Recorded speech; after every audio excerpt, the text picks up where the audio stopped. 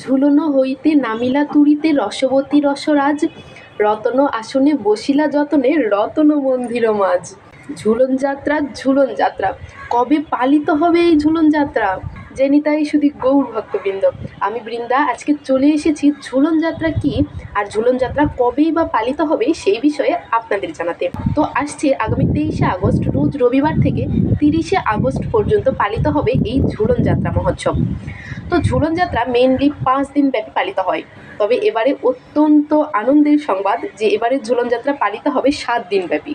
ঝুলন শব্দের অর্থই বা কী? ঝুলন শব্দের অর্থ হচ্ছে দোলনা বা দোল। এদিনে বৃন্দাবনে ব্রজবাসীরা এবং ব্রজগোপিনীরা যারা ছিলেন তারা রাধা মাধবকে দোলনায় রেখে দোল দিয়েছিলেন। তো এটাই মূলত ঝুলন যাত্রা। তো এই দিনে বাঁশ বা কাঠের তৈরি দোলনা তৈরি করে সেখানে রাধা মাধবের বিগ্রহকে স্থাপন করে নানা রঙের ফুল দিয়ে সেই দোলনাটিকে সজ্জিত করে রাধা মাধবের বিগ্রহ স্থাপন করে তাকে দোল দেওয়া হয়। আর এভাবেই ভক্তরা ভগবানের আরাধনা করে থাকেন এবং এই 5 দিন ব্যাপী সেই দোলনায় রাধা মাধব অবস্থান করেন এবং সেখানেই তার সেবা গ্রহণ করেন। তবে এবারে কিন্তু ঝুলন যাত্রা পেয়েছে 7 দিন ব্যাপী, সেটা আমি আগেই বলে দিয়েছি। তো এই ঝুলন যাত্রা পালনের এত মাহাত্ম্য যা শুনলে আপনি নিজেও অবাক হয়ে যাবেন। স্কন্দ পুরাণে বলা হয়েছে কোনো ব্যক্তি যদি শ্রদ্ধা সহকার একবার সেই দোলনায় দোল দেয় তাহলে তার বহু জন্মের সঞ্চিত পাপরাশি পর্যন্ত দূরীভূত হয়ে যায়। এই ঝুলন যাত্রার দিনে কেউ যদি ভগবানকে একটি ফুলও নিবেদন করে তাহলে তার 10 গুণ সমান ফল লাভ হয়ে থাকে। বৈষ্ণব মতে ঝুলন যাত্রায় অংশগ্রহণ করা বা ঝুলনে অর্থাৎ দোলনায় ভগবানকে দোল দেওয়ার অর্থই হচ্ছে বৃন্দাবন যাত্রার সমান ফল লাভ করা। এই ঝুলন যাত্রার দিনে কেউ যদি দান করে থাকেন তাহলে তার অশ্বমেধ যজ্ঞের সমান ফল লাভ হয়ে থাকে। দোলনায় রাধা মাধবকে দোল দেওয়ার মাধ্যমে হৃদয়ে কৃষ্ণ ভক্তি জাগ্রত হয় এবং কৃষ্ণ প্রেম লাভের পথ সুগম হয়ে যায়। চৈতন্য চরিতামৃত এবং আরও অন্যান্য বৈষ্ণবীয় সকল গ্রন্থে বলা হয়েছে যে ঝুলন যাত্রায় ভগবানকে দোল দেওয়ার মাধ্যমে সাধকের চিত্তে শুদ্ধ ভক্তি এবং অপ্রাকৃত আনন্দের উদয় হয়। তো এবার আসি এই ঝুলন যাত্রা মহোৎসব বা ঝুলন যাত্রা তিথি আপনারা কিভাবে পালন করবেন।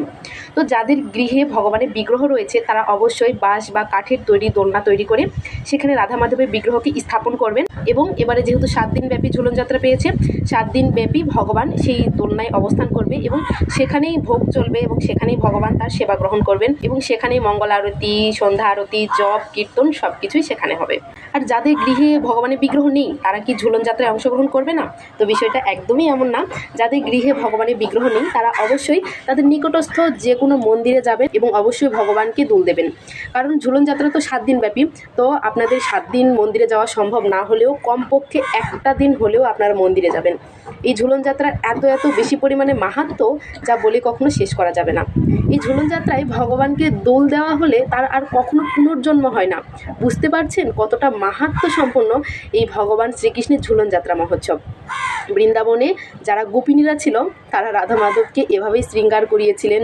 বিভিন্ন ধরনের ফুল সংগ্রহ করে তারা রাধা মাধবের দোলনা প্রস্তুত করেছিলেন এবং ভগবানকে সেই দোলনায় রেখে তারা দোল দিয়েছিলেন এবং বৃন্দাবনের সেই ব্রজগোপিনীদের মতো করে ভক্তেরাও ভগবানকে দোলনায় রেখে প্রীতিপূর্বক দোলের মাধ্যমে রাধা মাধবের সন্তুষ্টি বিধান করেন এবং এর মাধ্যমে কৃষ্ণ প্রেম লাভ করে থাকেন। তো আসছে 23শে আগস্ট রোজ রবিবার থেকে কিন্তু এই ঝুলন যাত্রা পালিত হবে এবং এবারে অত্যন্ত আনন্দের সংবাদ যে 7 দিন ব্যাপী পালিত হবে এই ঝুলন যাত্রা। আপনারা অবশ্যই সকলে ঝুলন যাত্রায় অংশগ্রহণ করবেন 7 দিন ব্যাপী এবং অবশ্যই ভিডিওটা শেয়ার করে দেবেন, সকলকে জানার সুযোগ করে দেবেন। 7 দিন ব্যাপী এবার পালিত হচ্ছে ঝুলন যাত্রা। সকলের প্রতি কৃষ্ণ কৃপা হোক এই প্রার্থনা করি। জয় নিতাই, হরে কৃষ্ণ।